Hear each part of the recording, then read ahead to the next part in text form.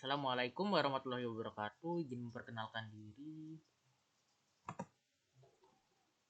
Nama saya Dimas Kurniawan, NPM saya 2217051161 akan menjelaskan tugas 2 teori bahasa dan automata finite state machine.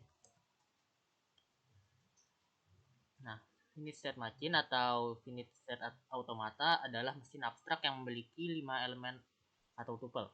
Kelima elemen tersebut meliputi input, output, himpunan state, relasi state, dan relasi output. Finite state automata atau FSA berupa sistem model matematika dengan masukan dan keluaran diskrit yang tepat yang dapat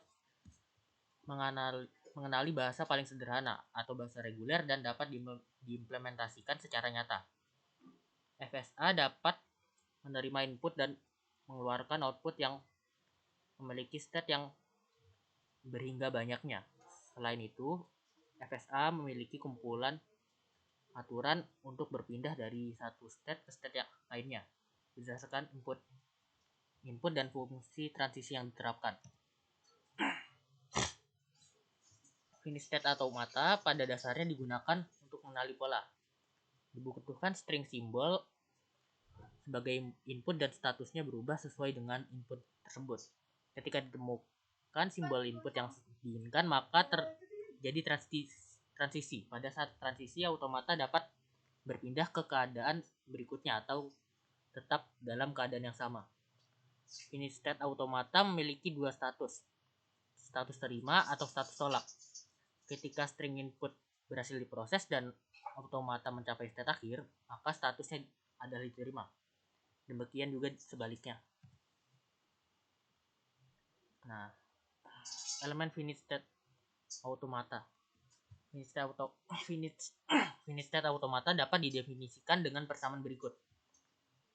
Q, sigma, theta, F, S, dan F. Q merupakan himpunan state. Sigma merupakan himpunan simbol input. Kemudian theta adalah fungsi transisi. Kemudian state S adalah state awal atau initial state. Kemudian F adalah state akhir. Nah, berikut adalah contohnya. Lingkaran yang ada di sini menyatakan kedudukan state atau kedudukan. Nah, kemudian label pada lingkaran ini itu nama state-nya ya. Kemudian busur yang menyatakan transisi pada yang menunjukkan perpindahan antara state satu ke state yang lainnya. Kemudian lingkaran yang didahului busur tanpa ada label seperti yang ini adalah state awal. Kemudian lingkaran yang ada dua ini, lingkaran ganda, ini menyatakan state akhir.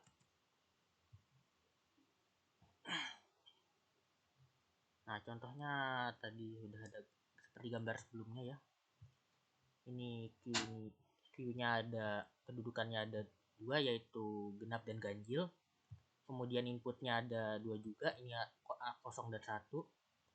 Kedudukan awalnya ada di genap, kemudian kedudukan akhirnya ada di ganjil. Kemudian fungsi transisi ini buat kondisi di mana misalnya genap, kita inputkan 0, dia bakalan berakhir di genap. Kemudian juga, dan umpama kita inputkan angka 1, dia bakalan pindah ke 0, ke ganjil. Nah, finite state automata ini ada dua macam. Pertama ada DFA, ini automata yang keadaan awal dapat menerima atau menolak suatu tipe string. Cuman umpama DFA ini dia cuman ada satu kemungkinannya doang. Kemudian ada NFA atau non deterministic finite automata. adalah otomata yang memiliki beberapa keadaan awal dan menghasilkan beberapa output untuk satu string input. Dalam NFA, satu input dapat menghasilkan banyak keputusan output, dan NFA memilih untuk mengambil satu output saja sebagai hasilnya. Nah, contoh DFA ada di sini. Kondisi awalnya di sini ada Q 0. Jika inputnya diterima, dia akan selalu berakhir di Q1.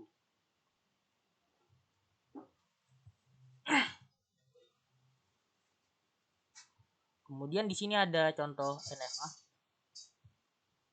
Di sini dia kedudukannya di 0. Jika inputnya diterima, ada dua kemungkinan berakhirnya, yaitu pertama ada di Q2, kemudian ada di Q4. Oke, sekian itu saja penjelasan singkat dari saya. Akhir kata, wabillahi taufiq wal hidayah. Wassalamualaikum warahmatullahi wabarakatuh.